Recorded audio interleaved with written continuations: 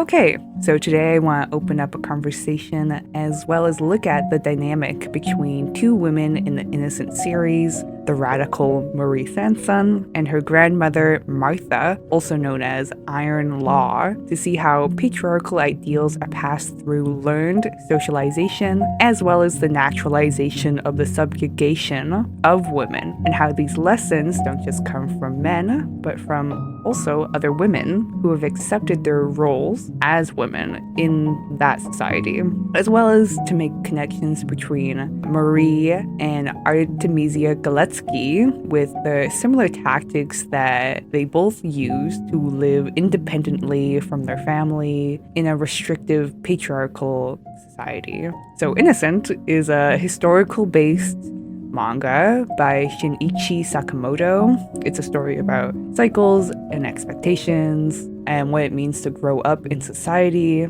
And for Innocent, growing up in society means to comply with the role that you are given and to do what you're told you're meant to do. And the story is split between two perspectives, an eldest brother and a youngest sister, as they both struggle with gendered expectations, violence, patriarchy, class, divisions, and prejudices surrounding their family as executioners in 17th and 18th century France.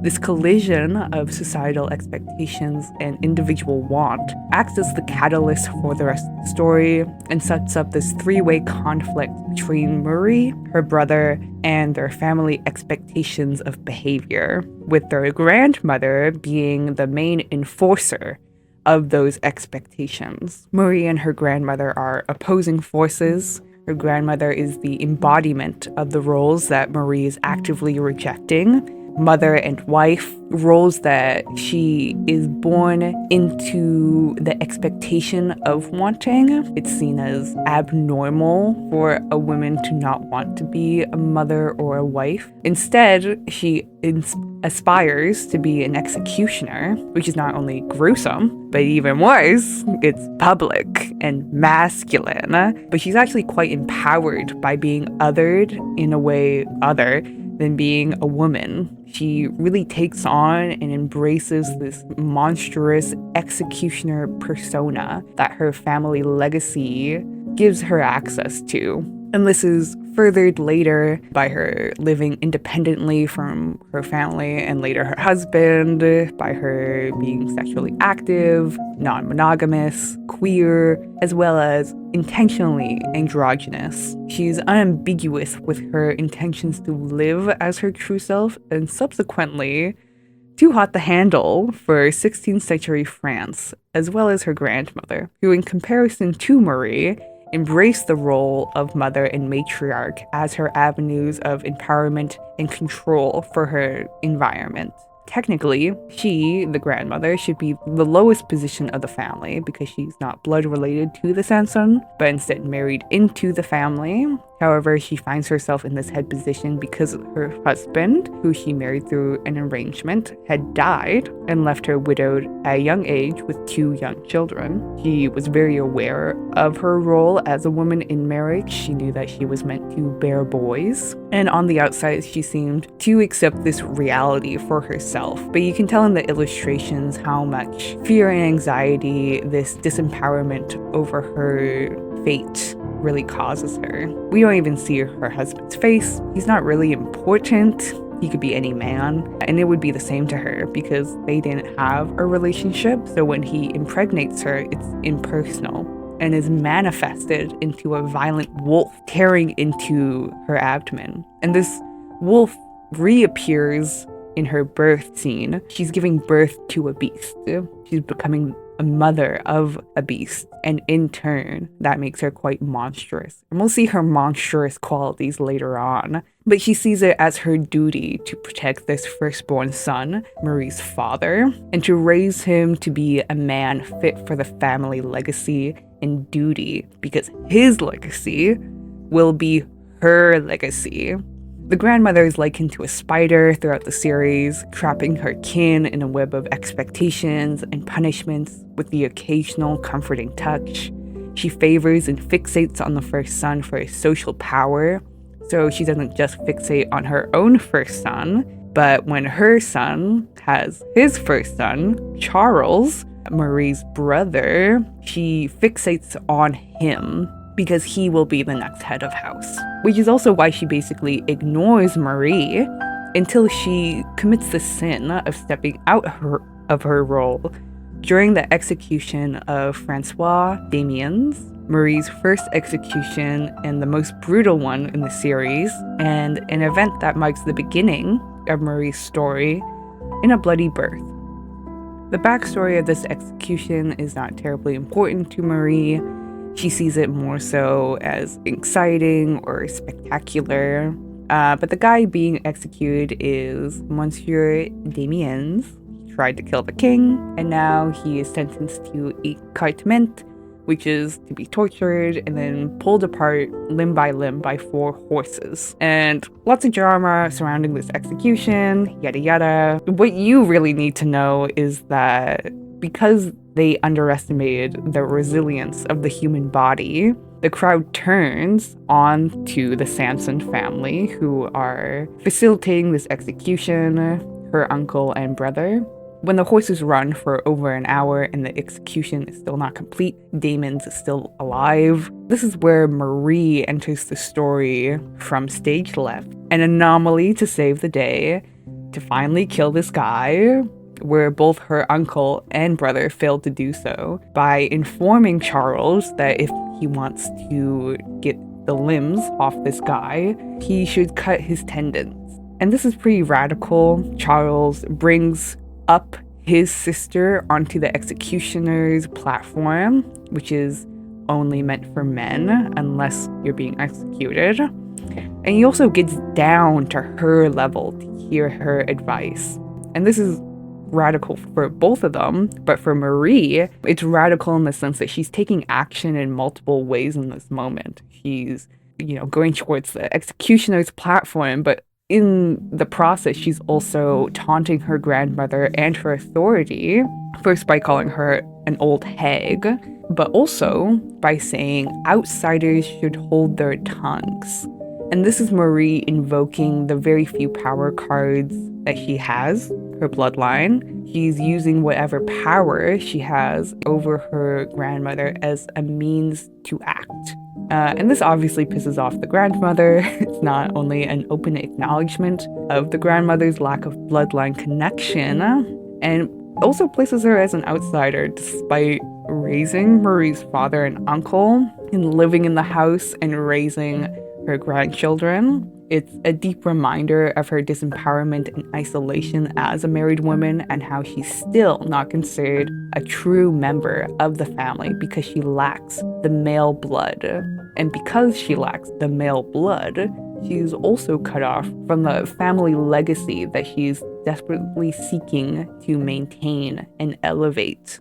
The grandmother exclaims to herself after, "Do you see yourself equal to a man?" She doesn't view women herself as equal to men, and not just unequal, but submissive to men. And because of that, she places great value on her socially accepted feminine traits, like her beauty and child raising, more like child conditioning. And her extensive control over the family is another example. She decides the future of the family. She controls the legacy. She has power in that way. And this mindset is fiercely challenged not just by Marie's taunt, but more importantly, by her actions. Marie steps onto the stage on her own terms with no regard for what is socially acceptable. She speaks to her brother as an equal, because Marie does believe herself to be equal to a man, actually, and stepping onto the executioner's platform was a declaration of herself as superior to her grandmother and equal to her male ancestors based on her bloodline rather than her gender. And we can also see this as her stepping away from her grandmother's expectations And that's what really threatens the grandmother's worldview, Marie acting for herself and not submitting to a predetermined role. It shakes her so much that after the execution is concluded, Marie is brutally punished by her grandmother for not understanding her place as a woman. She uses devices like Nager's reign and brands Marie's chest with the family crest, all while calling Marie things like Little Medusa and saying that women are lower than cattle and that to live in this world is to submit to men, and women who cannot do that cannot live in this world. And that's true for her and her worldview. It would seem impossible, nearly, for a woman to live without a man. Women were considered property, they didn't control their own finances, they couldn't participate in public. But these are human inventions, not laws of nature. Human systems can and have changed, hopefully for the better, through exercising our agency as individuals, as well as through collective actions. And Marie embodies that will to change and challenge what is normal and right and order. Marie is unchanged by her brother, but before he can de-escalate the situation, the grandmother lunges again for Marie, only to find that Marie has enacted her agency once again and put needles in her hair. And with one of the needles, he slashes a scar across her grandmother's face, essentially taking away another point of pride for the grandmother, her beauty. And this essentially defangs the grandmother completely. She no longer has access to the head position because Charles has now taken that position. And now she is also considered ugly because she has a scar across her face, which is all of her tools. And so when this happens, she just leaves the mansion in shame, essentially, and gets remarried to a gardener. Which leads us to the second part of the analysis, marriage and how it's used in Innocent. I think is really great. I think it really highlights how marriage was a means of exchange to gain power and to reinforce or to make new kin relationships, as well as to enforce positions in society.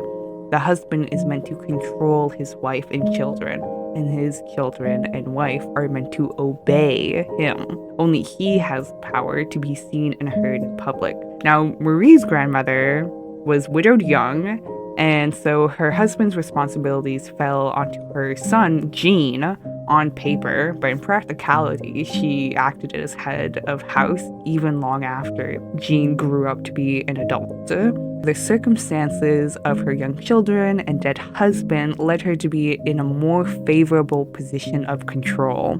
Marie's marriage, however, was a heavy consideration for her, considering that she was essentially being forced into it.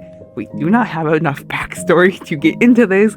Basically, her brother Charles wants her to marry so she stops being the executioner of Versailles, and also so she grows up into a woman. And so her first fiancé is picked by her brother. He is a man, big, brutish, domineering, and also an executioner. Wedding day shenanigans, groom is disposed of, yada yada yada. It's Marie who ultimately decides her husband, even though she'd rather have none. She picks her cousin, bottomless pit Jean Louise.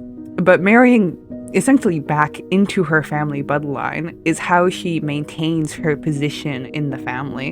And more importantly to her, it's how she maintains her job as an executioner and as an individual to pursue her own wants, like controlling her own appearance and having non-monogamous queer relationships. And this really reminds me of Artemisia Gentileschi's use of marriage.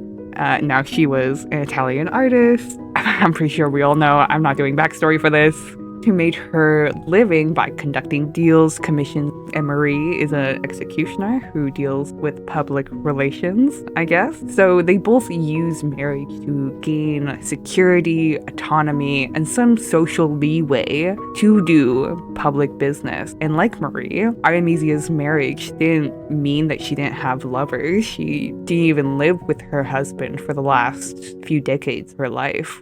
She controlled her own money, career, and life. But I wanted to share this connection because I think it really grounds Marie to the real world and gives us a bigger picture on life as a woman during those times in Europe and how women utilize the tools available to them to exercise their agency as much as they could. So their tools of their sexuality, marriage, and of childbearing.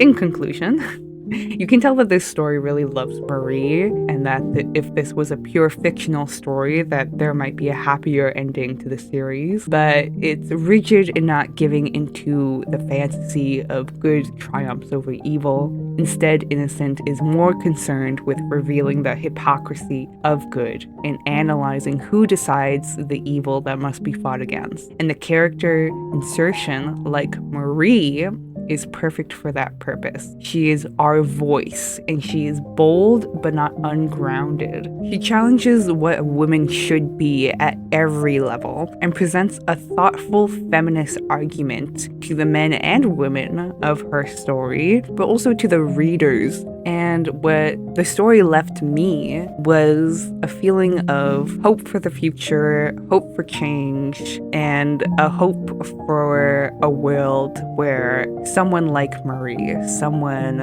androgynous, queer, non-monogamous, feminist, can live freely.